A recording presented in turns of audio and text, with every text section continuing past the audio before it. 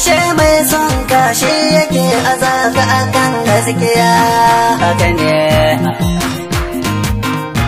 Shi ko makiyinka yana saka ka a hanyar bata haka ne.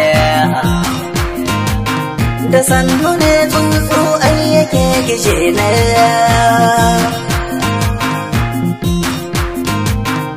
yau ya ɗauko tawa guda ya ɗora,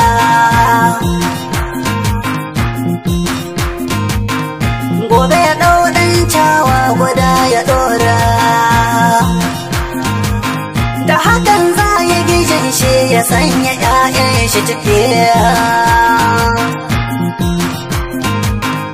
Sannu ba ta hana zuwa, sai dai ana daɗe ba a zo ba.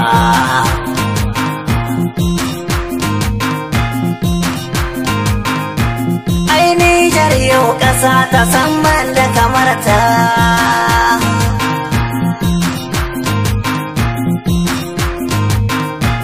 Addinin Nijar ne ban ga kamar shi ba.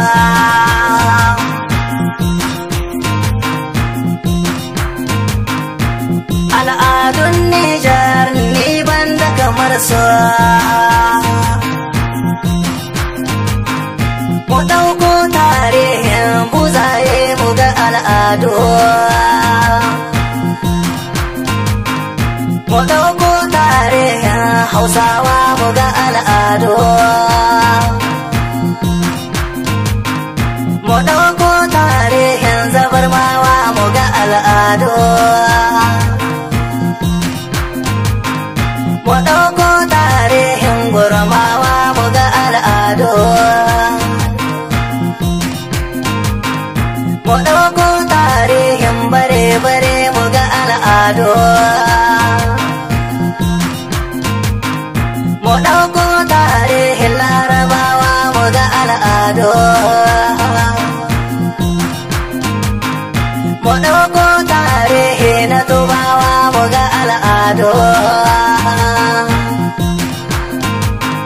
Mu ɗauko tarihi na Fulani mu ga al'adu.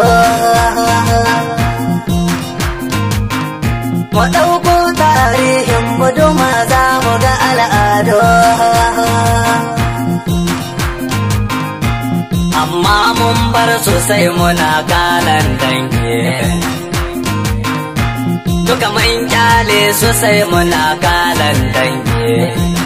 Sai mu canza mu kama al'adunmu ya bi Nijar.